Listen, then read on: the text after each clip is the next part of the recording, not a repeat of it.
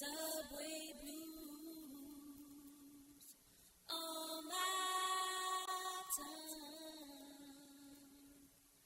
hustling,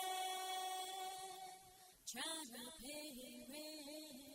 I got hustling, the subway blues for nickels and dimes that don't make sense.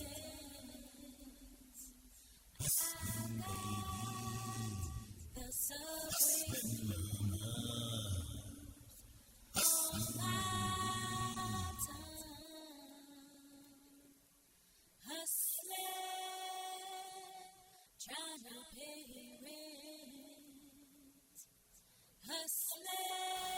Get off my bed. No way.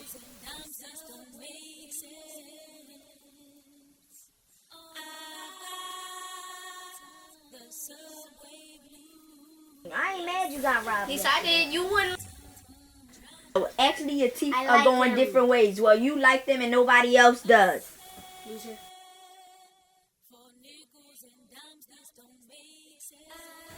Go brush your teeth.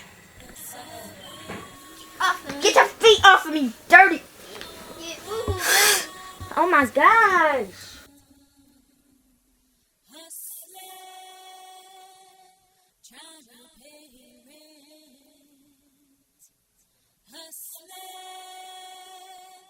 For nickels and dimes that don't make sense. I've got the subway blues on my tongue. Hi, my name is Lady Adeena. I'm a neo-jazz hip-hop blues artist. I come from Camden, New Jersey, but right now I'm living in Philadelphia because I go to school at Temple University. I'm studying communications and theater. I hope to be graduating in January. No, I will be graduating in January. Recently, I decided to do a reality show.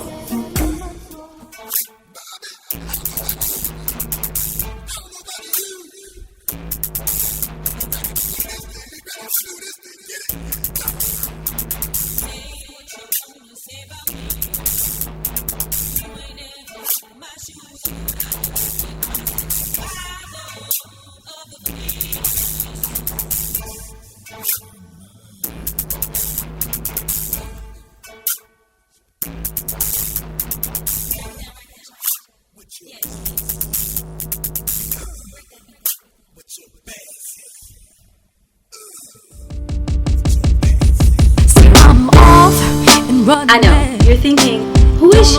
I don't even know her. She's definitely not famous. I haven't heard her on the radio, no other television shows, no commercials, no talk shows. But it's okay, because I'm not famous, and you don't, but you need to.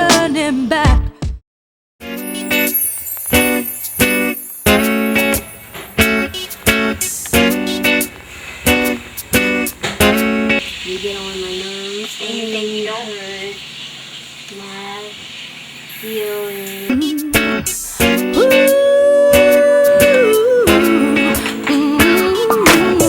You be wined and dined, demand things on time. Still, you're unkind, emotionally blind. Your heart has resigned. I'll go on, but it's I better be brushing my teeth. time. You drive flashy cars, one big offset five star Devontae, just do what I'm doing. boss. It ain't even that big of a deal. Just take it. Tatiana, did y'all brush your teeth? Then come out here and y'all need to start cleaning up this mess in here. Come on, breakfast is gonna be ready in a little while. My name is B, better known as Brahim. Came on to live upstairs.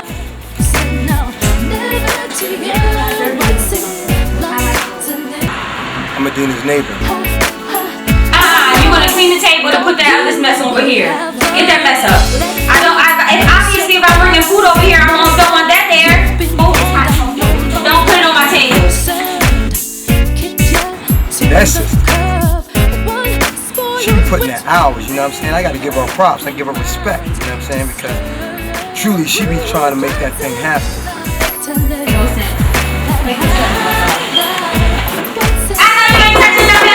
Like it used to be, you know what I'm saying? I know my mom used to be like, yo, all up in my face and stuff.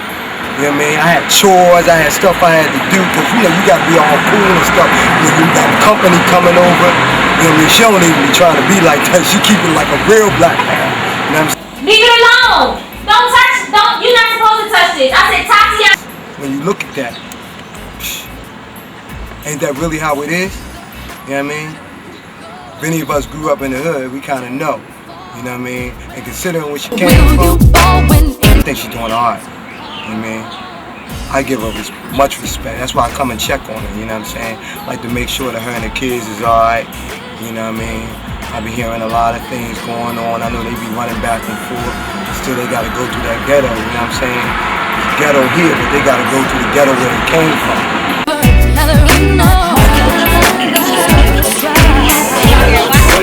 That within itself is a robbery of the street, you know what I'm saying?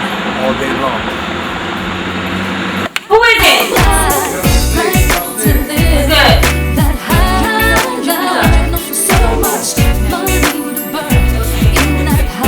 Where the kids at? What y'all up to? Getting your mom's nerves early in the morning.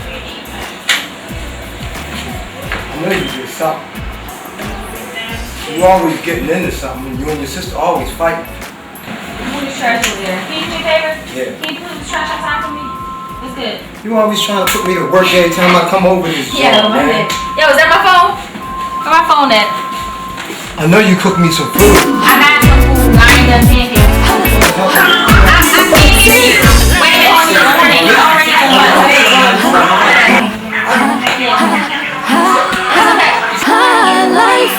I cannot hear. I am on the phone. I cannot hear. I am trying to coordinate a production. I cannot hear. Hello. Yes. I can't hear nothing you saying either because the kids is being loud. Now try to start over again. Yes. Yes. I have so many things to do. I don't even know if I could be dedicated to this project. You know what? I just really need a little bit more cooperation for real. I really do. This is too early in the morning for this shit. Today's shoot obviously isn't going so great, This is my regular morning. This is how you start off. but I think it's going to turn out okay. I'm going to stay focused on it no matter what. Faith going out of town to LA. Whatever. Definitely not the way I planned. There for me since the word go. I don't know. Mom called last night talking about she don't want to do the interview. I paid for the interview to be done already. Shakesha not here. She got camera crews following her day after day. Too early for this shit. You know what I'm saying? And I just want to be there for her. Because we said we was going to make this happen. But now we is looking like she. You know, the kids wake up early in the morning with all the noise. I'm trying to talk on the phone. Shakesha, she hanging up the damn phone on me. Reality. You want reality? That is reality. Move out my way. I know you did not just spill that all over my floor. No matter what you try to do, you got noise. Somebody's crying. Somebody hit somebody. Reality is you get up every day and you hustle. Don't be using my thing for that. Don't use that for that. This is shit I'm talking about. You gotta take time to correct the kids. Anyway, I'm burnt out, but I'm gonna do this.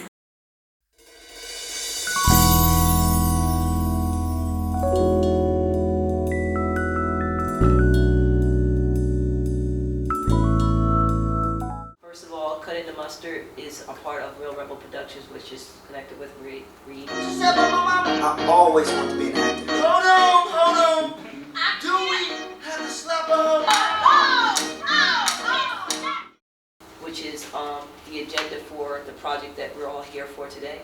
Damn, that boy boy got to be on medication. So do We got 3 people now. She's gonna do it. That's 1. Life is a fight, man. You gotta be ready for it. The actor's middle name is unemployed.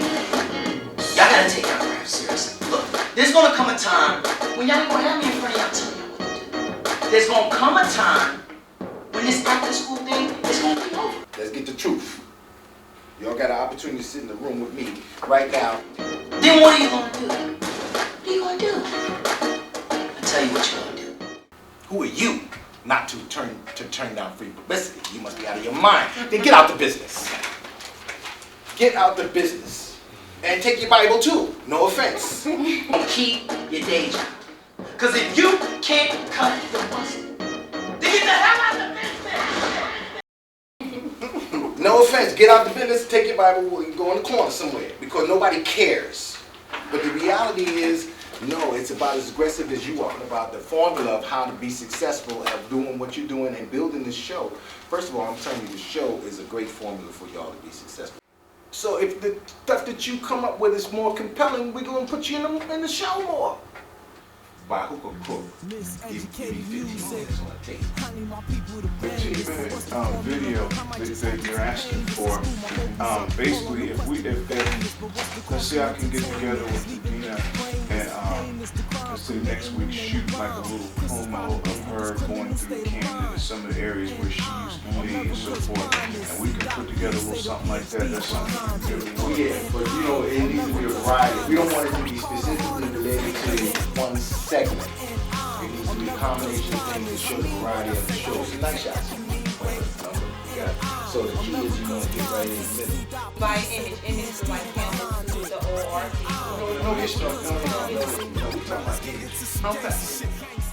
Because we don't have the liberty of having anything not look good, or missing something, or having to resort to camera B because camera A fucked up totally. You know what I mean? Or camera C, because you know what I mean? Yeah. That kind of thing. So we're going to sell people, you, and everyone else in the confines of your own existence and how you're going to make yourself better.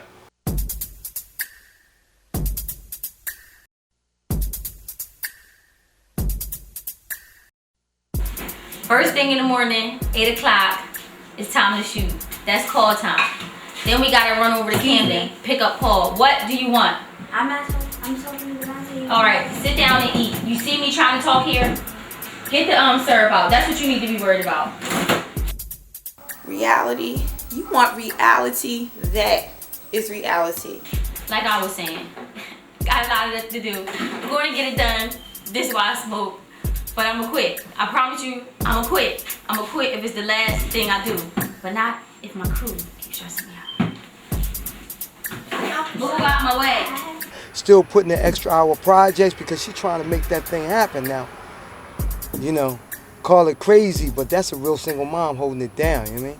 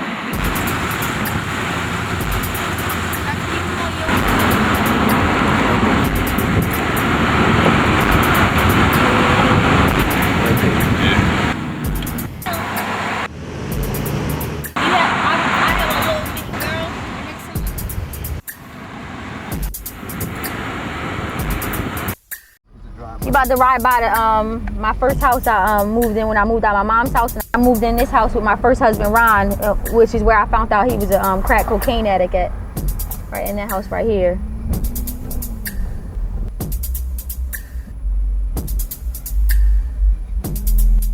It came from, you don't know. I just come back over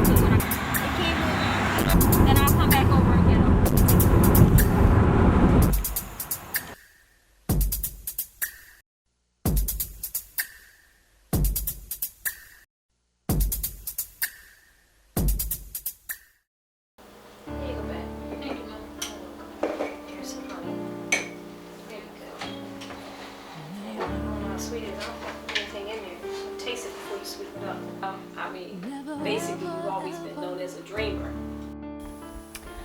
Gwen is very talented. She's very talented. She's very dramatic. So I always just looked at these as dreams that I needed to support. You know, as a parent, all of our children have dreams, and you want to support your children's dreams, whether you think they're going to become reality or not. And I believe if her talent was cultivated by the right person who could work with her and show her the ropes of that business, the aspect of that business, I believe she could be molded and taught into going into the way of Hollywood or acting and so forth.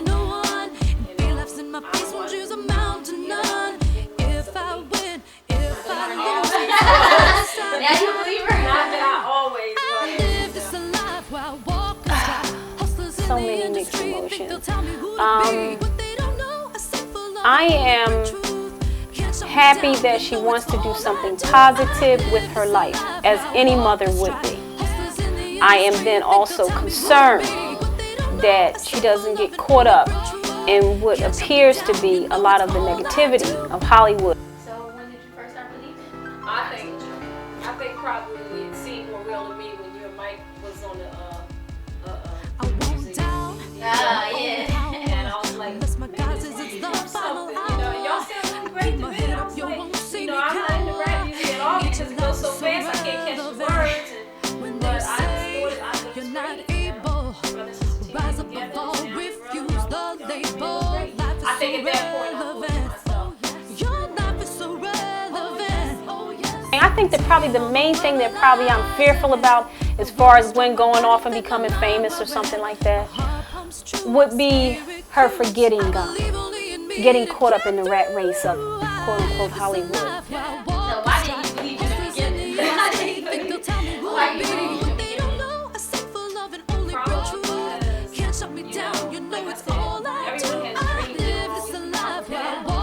I don't feel as though all of anyone's eggs should be in one basket. You know, I don't think you should just say this is all I want to do.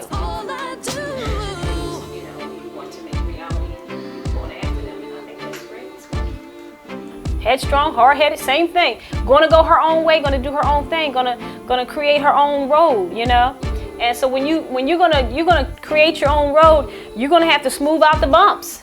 Well, let's face it, when you was dreaming these dreams when you were a kid. So if she's gonna cut out her own road, it's gonna be rough. I mean, whatever you want to be, I support that. I feel at this point in her life, she's creating her own journey, as it would be. You know, there's no free handout tickets. You make your own. You cut your own tickets. You write your own tickets. And she's the type of person who can do that.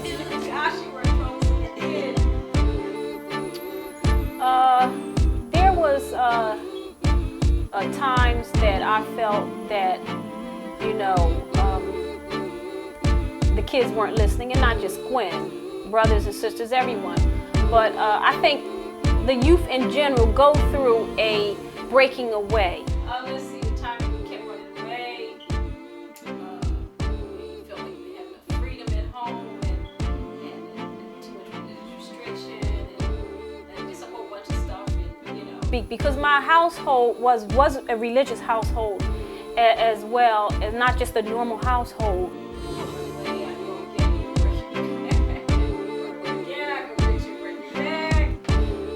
Have the parents, and you have certain rules, and they were pretty basic to every other household. Mine had extensive rules because they were biblical, and every household wouldn't have those extras. At the time, I guess I was too immature, or I didn't really care. I had so many problems in my own. So I would say just knowing that made her have to basically really push herself forward to what she wanted to do that was different than the household. So, and she did that.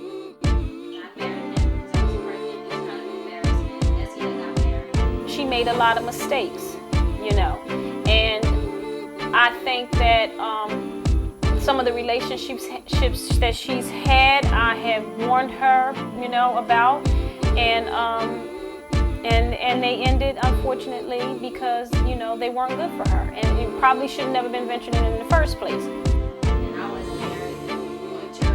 I was trying to get you to come up to the mountains and Okay, you can go back all the way back to her first marriage. I told her not to get married. I told her to come live with me. I would take care of her and the baby.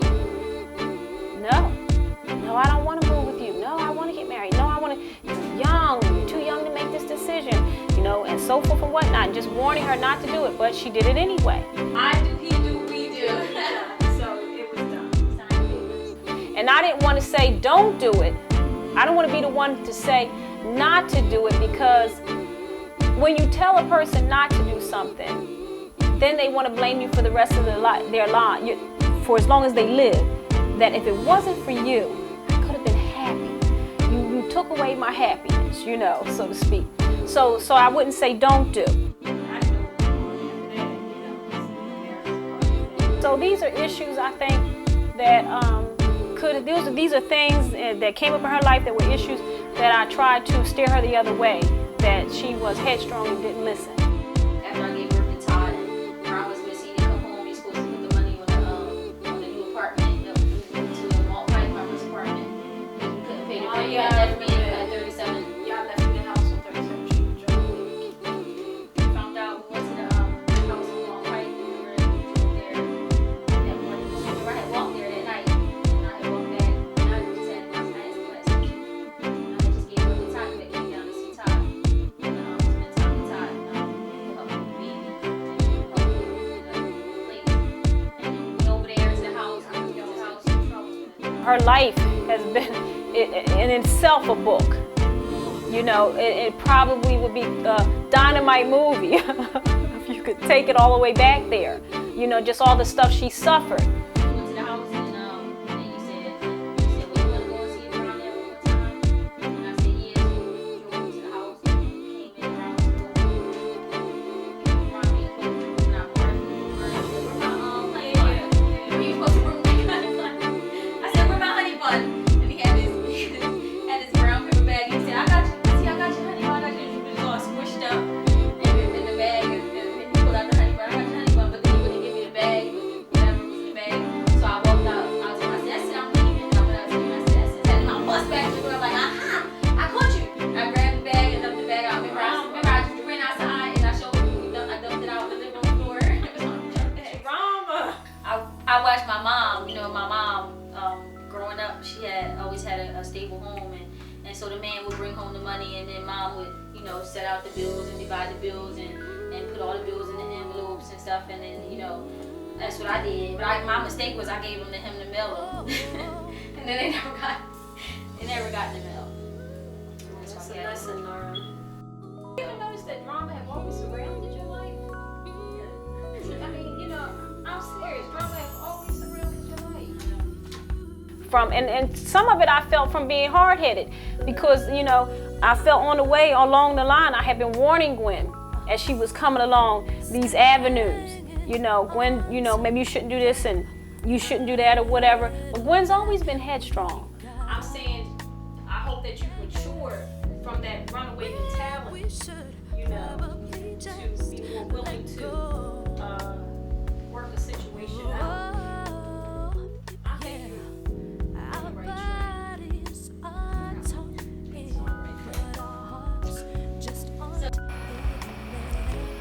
Bye, be careful, fasten your seatbelt. We're fooling ourselves. We know our time is finished. The moment that I got to that bridge, it was such an impact. This was my daughter. She was all wrapped in white. I looked down at her. She was crying and screaming. To see where I stood at a certain point in my life. So frustrated. I wanted to take my life. I wanted to jump. I mean, killing myself, letting go, just giving up. What about your daughter? What would have happened? That's what I thought about. I think that's what I thought about. I sat here and I looked at her. She was crying. I thought that her dad would raise her. Then I remember back to something that my mom said when we was young, and she said that the reason why she never committed suicide was because the statistics say that if your parents commit suicide, something that you're 50% chance that their children will commit suicide. You don't have to accept what you were handed. I just imagine her without me and what life would be like for her. What you have to do is create your own destiny. No matter how hard life gets, and I'm not. I'm gonna do everything I can to make sure that I succeed, Jumping off and the to make stage. sure that those who are around me succeed as well. I imagine that she would get frustrated at some point in life and that she was going to give up too. And I didn't want her to give up. So I guess I told myself that I couldn't give up either. Take things in your own hands and start making things change for you. And I remember I picked her up and I gave her a kiss and I put her back on her shoulder and I kept pushing. I just kept pushing. I remember that moment. I remember that moment wanting to die. But I don't want to die now.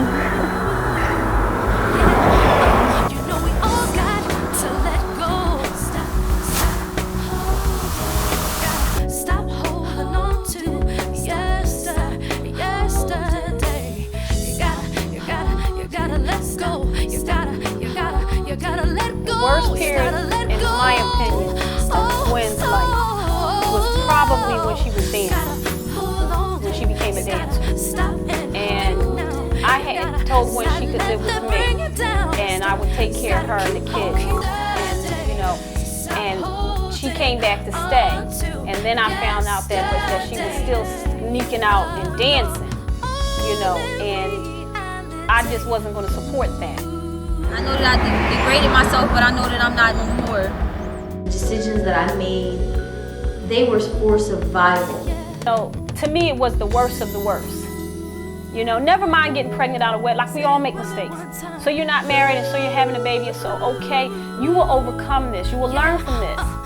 But to parade yourself around on display for finances. When I know the person that I am today, I can't even imagine myself. I can't imagine myself in there, but I know I was. I did what I had to do to be my daughter.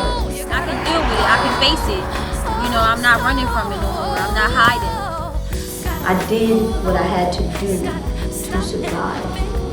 And I would do it again if I had to. I want her to use her mind to get ahead. I want her to think intelligently and progress in life through her intelligence, not her beauty. Because beauty is going to fade. I'm facing what I did, and I'm taking responsibility and more responsibility for my actions. My whole point is not about how beautiful you may be on the exterior. It's what you have going on the inside. If you have in-depth of character and of heart, if you have something you want to achieve in life, you can achieve it without displaying yourself. You can achieve it because you have intelligence to achieve it. You can get ahead through your intelligence. You do not have to get ahead from your beauty. And this is what I wanted to instill in Gwen. I'm hoping that one day I'll be able to heal. I'm not saying that I'm all the way healed now. I don't think anybody will be. I'm just saying that I am healed. And I'm just saying that it's time to move on from it and to just face it. And I guess that's part of the reason why I'm doing this now, for y'all to see that it wasn't easy, but I did overcome it. We fall down, but we get up. I've seen the summers come, the winters go away, and I've seen the lilies grow and slowly die away. I've seen the sun reborn. We'll be here around. But I have never seen today be tomorrow or yesterday. So today is just today. Today is just today. Let us remember the moments we've had together. Let us remember the time that's gone away. Never take for granted what you got today, 'cause tomorrow it might be gone, tomorrow it might be gone, and you will never get it again, get it again, get it again. Dope fiends with low beans, broken, smoking, dirty, looking for white like ice with snow leaves, staggering through the night like lifeless OBJEC. Official beer sponsor, BNSF.